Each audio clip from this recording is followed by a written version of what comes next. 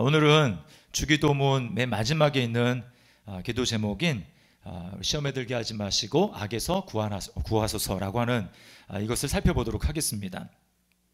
우리가 사는 이 세상에는 악이 분명히 존재합니다. 이것을 부인할 수 있는 사람이 아마 아무도 없을 것입니다. 심리 상담가인 스카펙 박사는 이렇게 이야기했어요. 악이나 악마란 현실에 실존한다. 악마란 어떤 미지의 힘을 설명하기 위해 원시인들의 종교적 상상이 만들어낸 가공의 존재가 아니다. 네.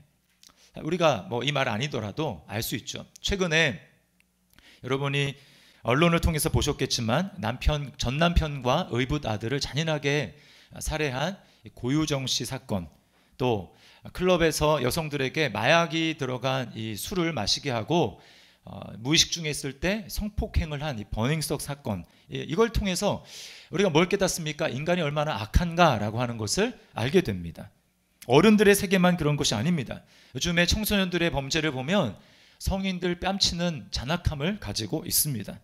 그걸 보면 죄와 악이 우리 주변에 얼마나 뿌리 깊게 자리 잡고 있는지, 그리고 그것이 얼마나 광범위하게 퍼져 있는지 우리가 알게 되는 것입니다.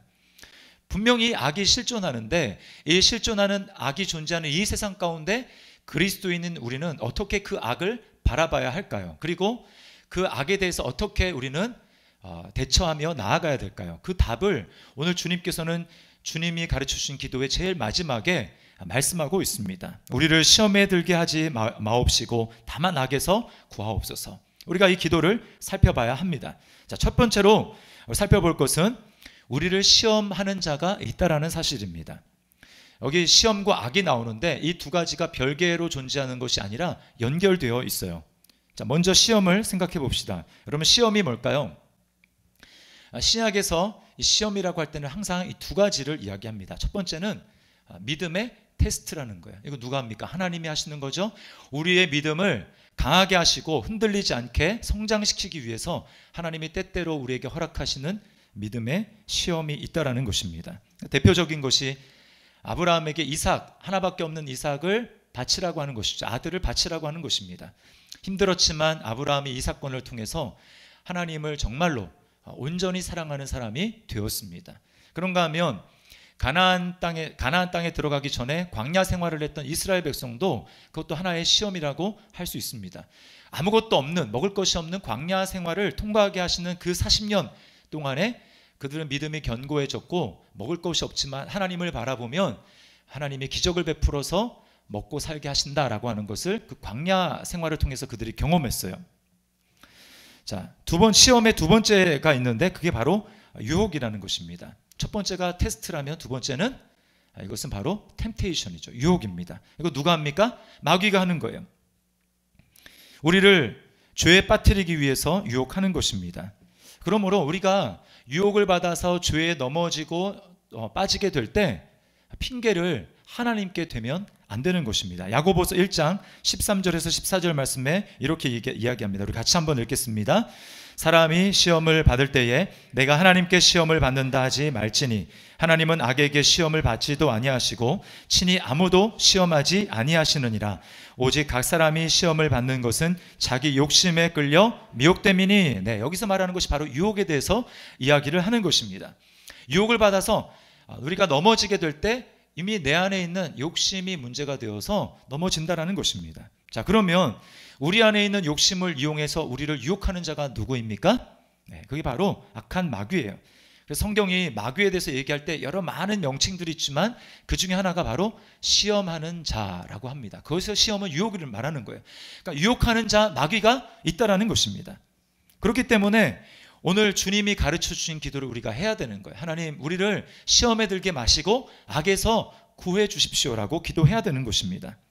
자, 여기 악에서 구하옵소서라고 할 때 여기 악이라고 번역이 됐지만 똑같은 헬라어 이 단어, 이 어구를 다른 많은 신약의 구절에서는 악한 자라고 번역을 했습니다. 저는 개인적으로 이 악한 자가 더 실감이 나고 좋은 것 같아요. 왜 그러냐면, 자, 악이라고 할 때 우리가 어떤 생각을 하고 있습니까? 나와 별개로 저기 멀리 떨어져 있는 어떤 것이라고 생각을 합니다. 그래서 내가 이렇게 거기 다가가지만 않으면 내게는 별로 상관이 없는 제3의 존재, 이렇게 생각할 수 있어요. 그러나 악한 자라고 하면 어떻습니까? 이 악한 자는 마귀를 이야기하거든요. 마귀는 내가 가지 않아도 마귀의 존재가 먼저 내게 다가와서 적극적으로 나를 유혹해서 시험에 빠뜨릴 수 있다는 것입니다. 그러니까 우리에게는 굉장한 위협이 되는 것이죠. 주님께서 이 기도를 주신 것은, 이 기도를 제일 마지막에 하라고 우리에게 알려주신 것은 우리를 유혹하는 마귀라는 존재가 있다는 것을 기억하고 경각심을 가지고 깨어있으라고 말씀하시는 것입니다. 그래서 베드로전서 5장 8절 말씀에 이렇게 말씀합니다. 근신하라, 깨어라, 너희 대적 마귀가 우는 사자같이 두루다니며 삼킬 자를 찾나니. 아마 한 번쯤은 TV에서 이 야생 동물의 세계를 본 적이 있을 것입니다. 그래서 사자를 보면 사자는 항상 무리를 지어 다닙니다. 그러면서 먹잇감을 발견하면 어떻게 합니까? 최근 거리까지, 들키지 않는 최근 거리까지 몸을 낮추고 수풀에 몸을 숨긴 채로 다가갑니다. 그리고 가만히 있다가 적절한 타이밍이 됐을 때 와락하고 덮치는 것이죠. 바로 사탄이 이와 같다라는 것입니다. 적극적으로 삼킬 자를, 누구를 삼킬 것인가 살피면서 활동하고 있다라는 것입니다. 여러분, 악한 마귀에게 우리가 제대로 대응하기 위해서 꼭 가져야 될 태도가 있는데 우리는 양극단에 빠지면 안 된다는 것입니다. 한쪽 극단은 사탄을 너무 무서워하는 것입니다. 항상 모든 일에 마귀, 사탄, 귀신 이런 존재를 들먹거리면서 모든 일을 다 마귀와 연결시키는 거예요. 좋지 않는 일은 전부 마귀 탓이라고 이야기를 합니다. 베레아라고 하는 이단이 있는데 이 이단들이 이렇게 해요. 대표적입니다. 그래서 감기만 걸려도 그게 귀신 들려서 그런 거다라고 해서 약을 먹는 게 아니라 귀신을 내쫓는 것입니다. 자, 미국의 한 신학교에서 실제로 있었던 일입니다. 신학생들이 이제 교수에게, 한 무리의 신학생들이 교수님에게 찾아와가지고 시험을 한 주 연기해달라고 부탁을 합니다. 그래서 왜 그러냐고 그랬더니 마귀가 너무 심하게 공격을 해서 시험 준비를 하지 못했다. 그러니까 일주만 연기를 해달라. 이게 농담으로 한 게 아니라 실제로 그렇게 진지하게 믿고 이야기를 했다라는 것입니다. 여러분, 성경을 제대로 모르기 때문에 이런 오류에 빠지는 것입니다. 그런가 하면 어떤 성도들은 예수를 믿어도 귀신이 들어갈 수 있다, 귀신을 들릴 수 있다라고 그렇게 믿는 성도들도 있습니다. 여러분, 그 말이 맞습니까? 틀립니까? 네, 잘 모르시나 봐요. 네. 여러분, 예수님을 믿는다면 예수님을 믿는 사람 안에 누가 있습니까? 성령님이 계세요. 자, 여러분, 그 성령님은 기분 좋으면 우리와 함께 하시고 우리가 죄짓고 순종하지 않으면 떠나시고 이렇게 들락날락 하시는 분입니까? 어떤 분입니까?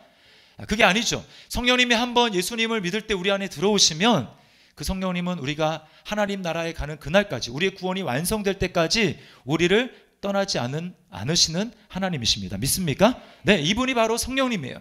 근데 그 성령님이 떠나지 않고 우리에게 딱 버티고 계시는데 어떻게 귀신이, 마귀가 우리에게 들어올 수 있겠어요? 이건 불가능한 것입니다. 들어오려면 둘이 싸워서 이겨야 들어가는데 마귀가 어떻게 성령님을 이깁니까? 말도 안 되는 소리죠. 또 다른 극단이 있는데요. 그것은 뭐냐 하면 마귀가 마치 없는 것처럼 사는 것입니다. 이미 구원받았는데 그까지 마귀가 날 어떻게 하겠어? 그래서 아예 신경 안 쓰고 살아가는 것입니다. 이게 겉으로 보면 굉장히 믿음이 좋은 것 같지만 여러분, 그것은 순진한 것입니다. 이것도 문제입니다. 마귀에 대해서 준비하고 대항하지 않으면 우리는 마귀의 유혹에 속절없이 넘어가서 죄를 지을 수밖에 없다라는 거예요. 죄 짓는 것을 아무렇지도 않게 여기게 되는 것입니다. 그러면 성경에서 약속하신 대로 믿는 사람에게 이런 일이 있을 것이다 라고 하는 그 풍성한 하나님의 계획과 은혜를 우리는 나랑은 전혀 별개인 것처럼 경험하지 못하고 살아갈 수밖에 없다라는 것입니다. 여러분, 구원파가 바로 이런 견해를 가지고 있습니다. 그들이 잘못된 것이죠. 예수를 믿고 우리 안에 성령님이 들어오시면 우리가 꼭 기억할 것이 그때부터 싸움이 시작된다라는 것입니다. 그전에는 내가 아무 개념이 없었어요. 마귀 편에 있었기 때문에 죄를 지어도 그것이 죄인 줄 알지 못합니다. 죄의식이 없어요. 잘못해도 잘못인지 모릅니다. 문제의식도 없었어요. 그런데 예수님을 믿게 되니까 어떻습니까? 진리의 눈을 뜨니까, 우리 안에 진리의 성령님이 오시니까 전에는 죄로 여기지 않던 것들을 죄로 여기게 되는 것입니다. 그리고 예전에 살던 습관을 바꾸어서 새로운 삶을 살려고 노력을 하게 되는 것입니다. 근데 문제는 무엇입니까? 내 안에 저항이 있어요. 저항이. 이 저항이 만만치가 않은 것입니다. 이제 어제 특세가 끝났는데 마지막 날이었기 때문에 제가 이제 기도 받기를 원하시는 분은 개인 기도 시간에 앞으로 오면 제가 기도를 해드리겠다 이렇게 말씀을 드렸더니 이제 많은 분들이 나오셨는데 그 중에 한 분이 기도를 저한테 이제 제목을 부탁하시면서 울먹거리면서 이렇게 말씀을 하시더라고요. 목사님, 제 마음속에 있는 악이 좀 사라질 수 있도록 기도해 주세요. 제가 그 기도 제목을 듣는데 그 두 가지 마음이 들었습니다. 한 가지 뭐냐면 감사한 거예요. 왜 그러냐면 이분 안에 성령님이 계시는구나. 성령님이 계시니까 이 악에 대해서 대항해야 되겠다는 생각이 들고 그런데 참 힘겨워하는 자신의 모습을 보면서 안타까워서 이렇게 기도 부탁을 하시는구나. 성령님이 계신 증거예요. 또 다른 한편으로는 좀 안 됐다라는 생각이 들었습니다. 이분이 이제 예수님을 믿은 지가 얼마 안 되시는 분이거든요. 처음에 예수님을 믿을 때는 어땠어요? 정말 자격 없는 나 같은 사람을 하나님이 있는 그대로 받아들여 주시고 죄를 용서해 주시고 하나님의 자녀로 받아주시고 인정해 주신다는 사실이 너무 감사하니까 감격해서 눈물도 흘리고 마음 가운데 기쁨과 감사가 넘쳤습니다. 근데 문제는 여러분, 우리가 그 상태가 계속 지속되는 게 아니라는 거예요. 살다 보니까 삶에 이런저런 어려운 문제가 찾아옵니다. 고난이 찾아와요. 그러다 보니까 어떻습니까? 자신의 모습, 자신의 나도 잊고 있었던 내 안에 예수님을 알지 못했던 하나님을 하나님으로 인정하지 않았을 때에 하던 그 습관들이 다시 올라와서 불쑥불쑥 올라와서 실망하게 되더라는 것입니다. 믿음으로 살아보려고 하는데 잘 안 되니까 괴로운 거예요. 그래서 의심도 듭니다. 내가 믿었다고 하는데 내 믿음이 진짜 맞나? 이런 나를 하나님이 정말 기뻐하실까? 사랑해 주실까? 용납하실까? 이런 믿음이, 이런 의심이 들어가게 되더라는 것입니다. 여러분, 그 성도님의 신앙이 잘못된 게 아닙니다. 지극히 정상적인 거예요. 만약에 여러분 안에 이런 고민과 갈등과 괴로움이 없다면 그것이 더 큰 문제입니다. 예수님을 믿으면 우리 영혼이 새롭게 태어납니다. 이거를 영어로 born again, 중생이라고 이야기를 하죠. 이 말은 뭐냐면 우리 안에 주인이 바뀌었다라는 거예요. 전에는 옛사람이 주인이었습니다. 마귀를 따르던 내가 주인이었어요. 그러나 이제 예수님을 믿어서 영혼이 새로워졌다는 것은 무엇입니까? 예수님을 주인으로 삼은 깨끗하게 된 내가, 새로운 내가 주인이 되었다라는 것이죠. 그러나 문제는 무엇이냐면 육체의 본성, 죄를 지으려고 하는 육체의 본성은 우리 안에 그대로 남아있다는 것입니다. 이걸 제가 이사의 비유를 들어서 설명해 볼게요. 자, 여러분이 이제 재개발 아파트에 들어가서 살게 됐어요. 이제 조금 있으면 그 아파트가 다 헐리고 새롭게 멋지게 지어질 계획입니다. 이거 뭘 상징하냐면 우리가 주님이 다시 오실 때 우리의 몸이 완전히 새로워질, 우리의 구원이 완전된 새로운 모습을 이야기를 하는 거예요. 자, 근데 이제 그 아파트에 딱 들어가다 보니까 그 너무나 문제가 많은 것입니다. 전에 살던 사람이 집을 너무나 함부로 쓴 거예요. 발 디딜 틈도 없이 쓰레기 더미들이 쌓여 있습니다. 음식물 썩는 냄새가 납니다. 벽에는 시커멓게 곰팡이가 피었습니다. 천장에는 물이 샙니다. 하나님을 알기 전에 몸을 죄의 도구로 썼던 모습을 보여주는 것이죠. 자, 이제 집을 청소합니다. 대청소하기 시작합니다. 쓰레기를 치우고 문을 열고 환기를 시키고 그리고 방방마다 곳곳에 이 방향제를 둡니다. 유한낙스를 뿌리고 이 곰팡이를 제거합니다. 그리고는 벽지를 새로 발랐어요. 기분이 참 좋습니다. 그런데 시간이 좀 지나니까 어떻습니까?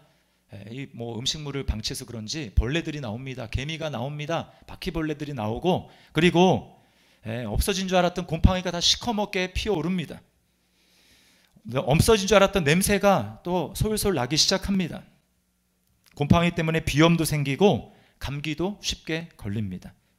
여러분, 그러니까 괴로운 거예요. 이게 왜 그렇습니까? 집이 낡았고 예전에 쓰던 주인이 너무 집을 험하게 썼기 때문에 그런 것이죠. 여러분, 이게 바로 우리가 육체를 가지고 거듭났지만 육체를 가지고 살아가는 우리의 모습이라는 거예요. 실존이라는 것입니다.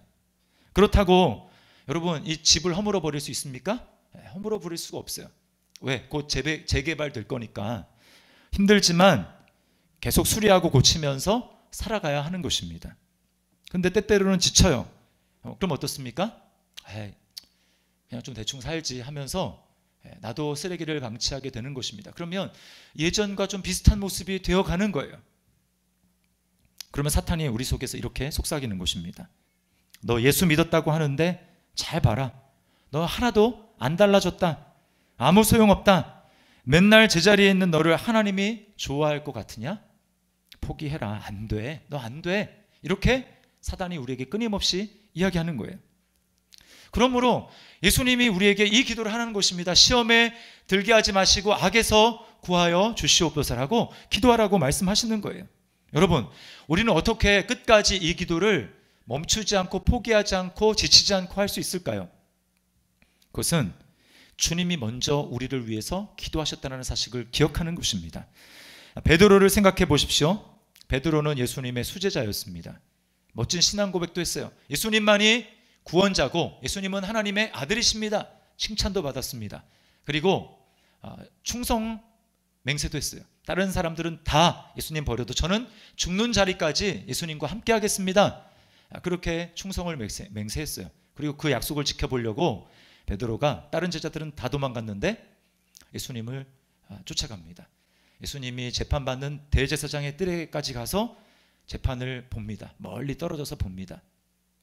보고 있는데 갑자기 옆에 있는 사람이 이렇게 얘기하는 거예요. 당신 보니까 저 사람과 같이 있었던 것 같은데 당신도 저 일당 아니야? 난 아니야. 난 몰라. 부인합니다. 그러니까 또 옆에 있는 사람 말합니다. 당신 말투가 여기 예루살렘 말투가 아닌데 갈릴리 말투인데 당신 저 일당이 맞지? 아니야. 또 부인합니다. 그러자 옆에 있던 여종이 보면서 내가 당신을 어디선가 분명히 봤다. 당신은 분명히 예수와 다니던 사람이 맞다. 이렇게 이야기를 합니다. 그러자 세 번째는 예수님에 대해서 저주하면서 부인했어요. 여러분, 이것을 성경은 기록을 해놓고 있어요. 사실 베드로의 일생에서 가장 일생일대에 정말 지우고 싶은, 다시는 기억하고 싶지 않은 그런 기억 아닙니까? 또 제자들도 마찬가지죠. 예수님을 다 버리고 부인하고 도망갔습니다. 그것을 지워버리고 싶은데 그걸 다 기록하고 있다는 거예요. 여러분, 왜 기록을 해놨을까요? 저와 여러분들을 위해서 기록을 해놓은 것입니다. 예수님을 3년 동안이나 따라다니면서 배웠던 제자들, 수제자라도 예수님을 부인할 수 있다면 우리도 그럴 수가 있겠구나 라고 하는 것을 보면서 포기하지 말라고 우리에게 위로를 주는 거예요. 다른 한편으로는 경계를 하는 것입니다. 주님이 그렇게 깨어서 기도하라고 이야기를 했는데 기도하지 않으니까 이렇게 시험에 걸려서 유혹에 빠져서 넘어지는구나 라고 하는 것을 우리에게 경고하시는 것이죠. 예수님을 3번 부인한 베드로는 밖으로 뛰쳐나가서 통곡합니다. 여러분, 그때 마귀가 베드로의 마음 가운데 어떤 생각을 심어 넣어줬을까요? 너 예수를 부인했으니까 예수 팔아넘긴 가룟 유다랑 똑같아. 너는 이제 끝이야. 너는 더 이상 기회가 없어. 너는 안 돼. 예수님이 제자가 될 수 없어 라고 이야기를 하는 것입니다. 마귀의 말이 맞죠? 맞습니다. 마귀의 말만 들으면 소망이 없고 다시 기회가 없고 나 같은 게 무슨 하나님을 믿는 성도고 예수님의 제자라고 할 수 있나 생각이 들어요. 여러분, 근데 우리가 눈을 돌려 예수님을 바라보게 되면 거기에 소망이 있는 것입니다. 베드로의 유혹과 넘어짐은 이미 예수님의 계획 안에 다 들어있었어요. 예수님은 베드로가 예수님을 부인할 것을 아시고 또 사탄이 베드로를 막 흔들 것을 아셨습니다. 누가복음 22장 31절에 예수님이 이렇게 말씀합니다. 시몬아 시몬아 보라, 사탄이 너희를 밀가부르듯 하려고 요구하였으나. 밀가부르듯 하려고 뭐냐면 밀을 이제 이렇게 알곡이 나오게 하려고 채 위에서 막 이렇게 흔드는 것입니다. 사탄이 베드로와 제자들 또 우리를 막 흔들어서 넘어지게 한다라는 것을 주님이 아셨어요. 근데 주님은 어떻게 대처하십니까? 우리를 위해서 기도하십니다. 누가복음 22장 32절 말씀 우리 같이 한번 읽어보겠습니다. 시작. 그러나 내가 너를 위하여 내 믿음이 떨어지지 않기를 기도하였노니 너는 돌이킨 후에 내 형제를 굳게 하라. 네, 여러분, 이 주님의 말씀을 잘 보세요. 주님의 능력이 들어가 있습니다. 너는 돌이킨 이후에, 이게 뭘 얘기를 해요? 너 반드시 돌이키게 될 거라는 주님의 확신이에요. 내가 너를 돌이키게 할 것이라는 주님의 약속인 것입니다. 왜 그래요? 주님이 베드로를 위해서 기도하셨기 때문입니다. 베드로가 믿음이 떨어지지 않기를 다름 아닌 주님이 기도하셨기 때문에 베드로가 돌이킬 것을 주님은 아셨던 거예요. 그래서 결국 어떻게 됐습니까? 예수님의 기도처럼 베드로는 돌이켜서 다시금 멋진 제자의 삶을 살아가게 되는 것입니다. 여러분, 이것이 바로 그리스도 예수 안에 있는 저와 여러분의 확신이고 담대함이고 특권이라는 것입니다. 예수님은 우리들이 당할 시험을 이미 다 알고 계세요. 주님이 우리를 위해서 시험을 받으셨기 때문에 우리의 당할 시험을 아시는 것입니다. 십자가는 그야말로 시험의 최종 종합 세트와 같아요. 제자들에게 버림을 받으시고 배신을 당하셨잖아요. 그것은 배신을 당한 우리의 시험을 주님이 대신 당하신 것입니다. 죄가 전혀 없지만 주님은 말도 안 되는 십자가 사형 판결을 받습니다. 뭘 얘기하십니까? 뭘 합니까?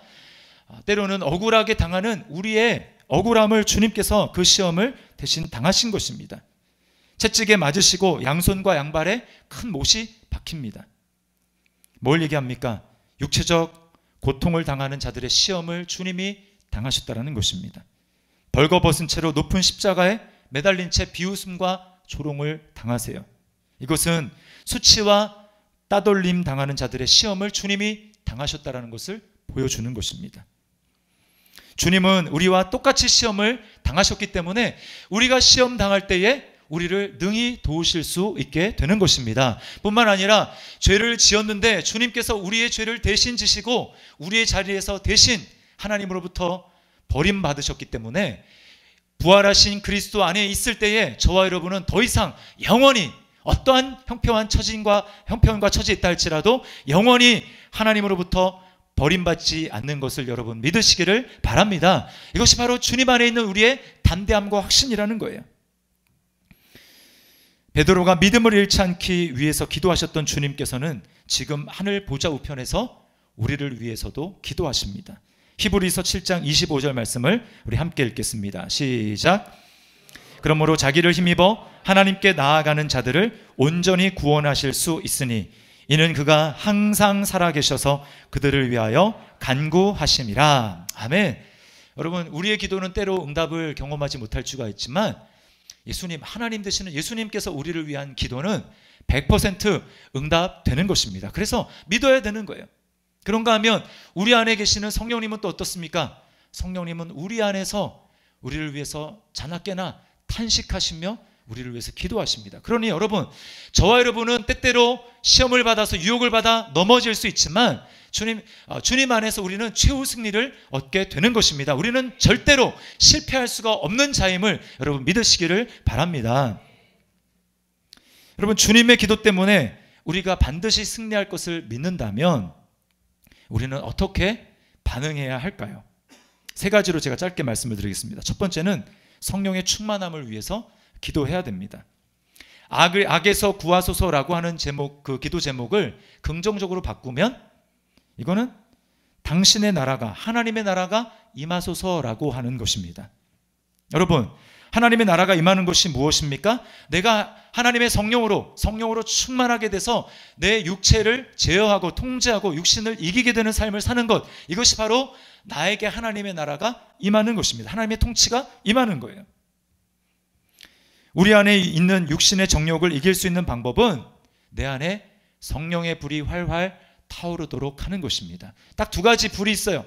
내 안에 성령의 불이 타오르면 그 사람에게는 육신의 불이 타오르지 못합니다. 그러나 내 안에 성령의 불이 타오르지 못하고 꺼져가면 반대로 우리 안에 육신의 정욕의 불이 활활 타오른다는 것입니다. 여러분, 어떤 불을 원하세요?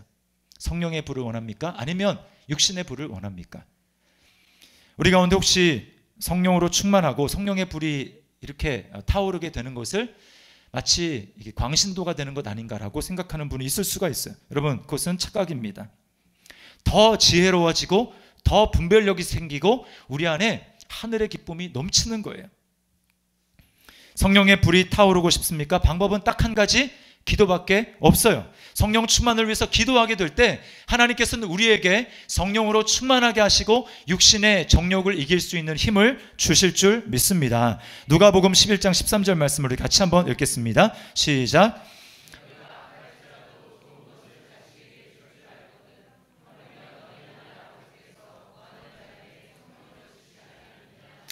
아멘. 네, 구하는 자에게 성령을 주신다고 말씀을 하세요. 그냥 가만히 있는 자가 아니라 적극적으로 성령님을 구하는 자에게 성령으로 충만하게 하시는 것입니다. 여러분, 그러므로 기도를 쉬면 안 됩니다. 성령 충만은 계속 평생 가는 게 아니에요. 성령님은 떠나지 않으시지만 성령 충만은 어제 성령 충만하다가도 내가 오늘 기도를 쉬면 내 안에 성령이 충만하지 않고 육신이 충만한 것입니다. 그러므로 매일매일 깨어서 기도하는 삶을 살아가야 되는 거예요. 특세 일주일 했다고 그것으로 계속 성령 충만해서 살아갈 수가 없는 것입니다. 우리가 기도를 쉬면 안 되는 이유가 여기에 있는 거예요. 두 번째는 공동체와 함께 해야 합니다. 사탄이 우는 사자와 같다고 아까 말씀을 드렸잖아요. 사자가 먹이를 잡아먹을 때 하는 또 하나가 뭐냐면 분리를 시킨다라는 것입니다. 무리 가운데 분리를 시켜서 홀로 남게 만들어요. 사탄이 이와 똑같이 합니다. 성경에 나오는 사탄의 유혹을 받아서 죄에 넘어진 사람들의 공통점이 무엇입니까? 다 혼자 있었다라는 거예요. 혼자. 공동체가 아니라. 하와가 보십시오. 하와를 보십시오. 언제 뱀의 유혹을 받습니까? 혼자 있을 때 그때 뱀이 와서 하와를 유혹하는 거예요. 넘어지잖아요. 다윗도 마찬가지입니다. 다윗이 언제 일생일대에 지을 수 없는 그 죄를 범하게 됩니까? 남들은 다 전쟁하러 나갔는데 다윗은 전쟁하러 나가지 않았어요. 혼자 남아 있습니다. 그리고 늦지막히 저녁에 일어나서 왕궁 지붕 위를 거닐다가 밑에 딱 보니까 나체로 목욕하는 여인을 발견한 거예요. 음욕이 발동해서 간음하는 죄를 범한 것입니다. 더 나아가서 살인죄도 범했죠. 왜 그랬습니까? 만약에 다 있었다면 그런 죄를 범했을까요? 아닙니다. 홀로 남겨져 있을 때 그런 유혹이 찾아오고 넘어지는 것입니다.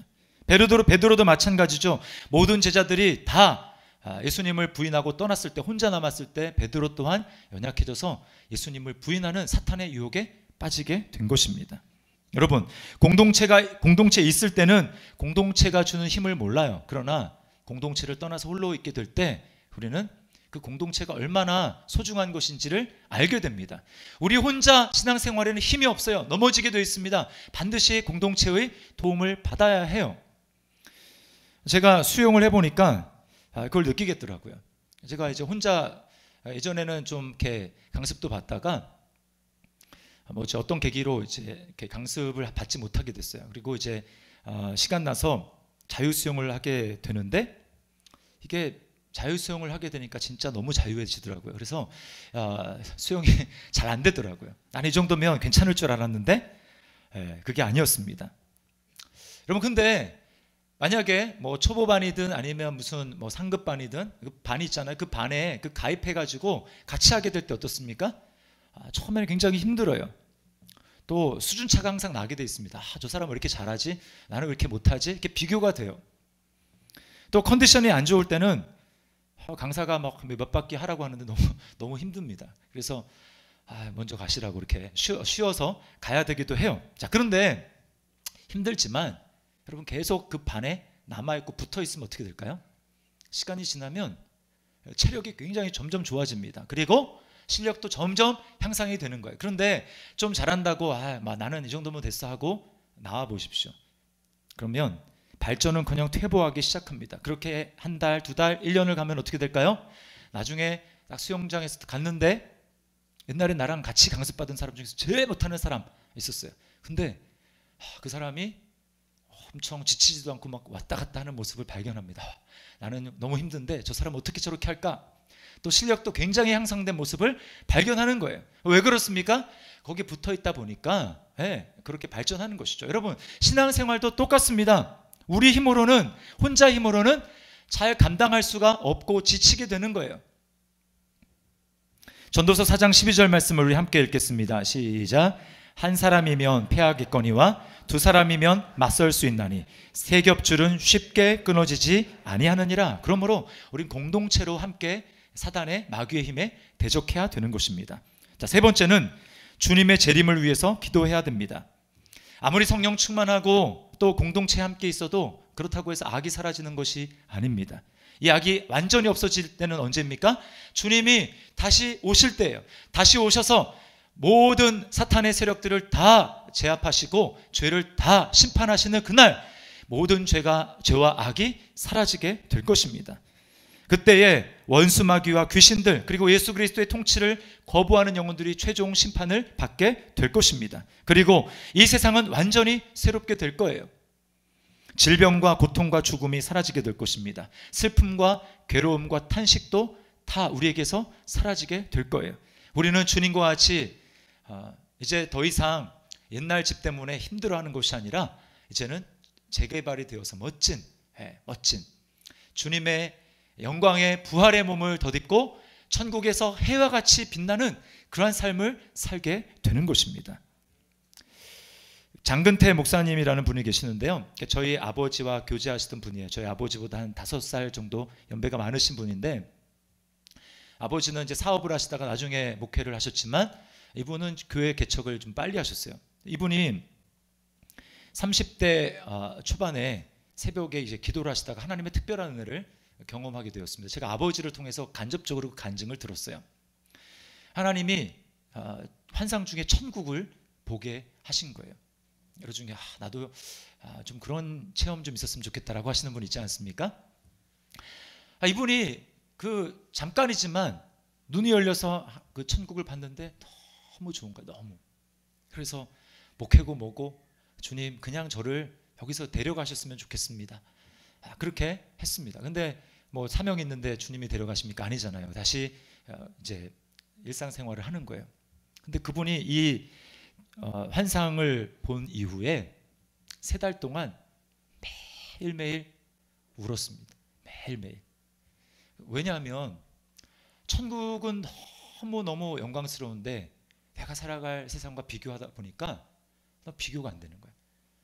앞으로 내가 지금 30대 초반인데 70살까지 살아도 정말 어떻게 그 세월을 참고 견딜 수 있는가. 너무 좋은 걸 봐버리니까. 그래서 울었다라는 것입니다. 여러분, 단지 환상으로 본 천국이 그렇게 좋다면 우리가 실제로 경험하게 될 하나님의 나라, 주님 완성된 우리의 구원, 그것을 경험하게 될 때 여러분 얼마나 감격스럽겠어요. 얼마나 좋겠습니까? 이 땅의 소망이 아니라 천국의 소망을 확실하게 둔 사람일수록 이 땅을 제대로 똑바로 뜬 눈을 가지고 살아갈 수가 있게 되는 것입니다. 그래서 우리는 천국의 소망을 확실히 사모하면서 기도해야 되는 거예요. 베드로후서 3장 12절 13절 말씀을 우리 같이 한번 읽어보겠습니다. 하나님의 날이 임하기를 바라보고 간절히 사모하라. 그날에 하늘이 불에 타서 풀어지고 물질이 뜨거운 불에 녹아지려니와 우리는 그의 약속대로 의가 있는 곳인 새 하늘과 새 땅을 바라보도다. 아멘. 네. 주님이 다시 오시는 그날 우리에게 구원이 완성되고 하나님의 나라가 우리에게 온전히 임하게 될 것입니다. 악이 다 사라지게 될 거예요. 그래서 우리가 악이 사라지기 위해서 이런저런 활동을 하고 선을 하고 시스템도 고치고 해야 되겠지만 여러분 그런다고 궁극적인 악이 사라지지 않습니다. 주님이 다시 오실 때에만 이 땅의 모든 악을 걷어주시고 새하늘과 새 땅이 되는 거예요. 신천지가 새하늘과 새 땅이 아닙니다. 신천지 이단이 믿으면 그렇게 되는 것이 아니고 주님이 재림해서 오실 그때에 정말 새하늘과 새 땅이 우리에게 임하여 주는 것입니다. 그러므로 여러분 우리 마지막 주님이 가르치신 기도를 기억합시다. 우리를 시험에 들게 하지 마시고 다만 악에서 건지시옵소서라고 하는 이 기도를 우리가 해야 되는 거예요. 이 기도를 제일 마지막에 두신 이유가 무엇입니까? 너희를 유혹하는 자가 있다. 분명히 있다. 그러므로 깨어서 기도하기를 힘쓰라고 우리 주님이 말씀하시는 것입니다. 우리 이 기도를 정말 계속해야 돼요. 그러나 지칠 때 어떻게 해야 됩니까? 내가 아니라 주님이 먼저 나를 위해서 기도하셨고 주님이 먼저 나를 위해서 모든 시험을 담당하시고 십자가로 승리하셨기 때문에 내 모든 시험을 아시고 나를 위해서 기도하심으로 때때로 넘어질 수 있지만 나에게 최후 승리가 보장이 되어 있고 그러므로 끊임없이 지치지 않고 다시 일어나서 성령 충만을 위해서 간구하며 또한 공동체를 위해서 함께 대적하며 마귀를 싸우며 나아가고 또 주님이 오시는 그날을 사모하면서 우리가 주님 앞에 서는 그날까지 확신하며 담대하게 이 길을 걸어갈 수 있기를 주님의 이름으로 축원합니다. 우리 말씀을 기억하면서 하나님 앞에 찬양하도록 하겠습니다. 여기 이 믿음 더욱 굳세라, 이 찬양을 우리 하나님 앞에 믿음으로 고백하며 기도하겠습니다. 찬양하겠습니다.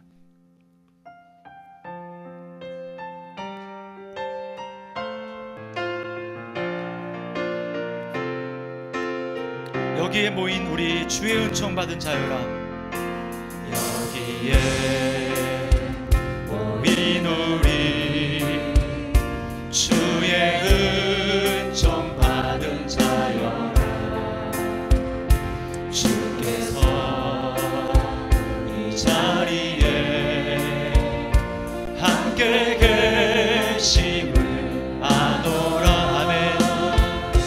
언제나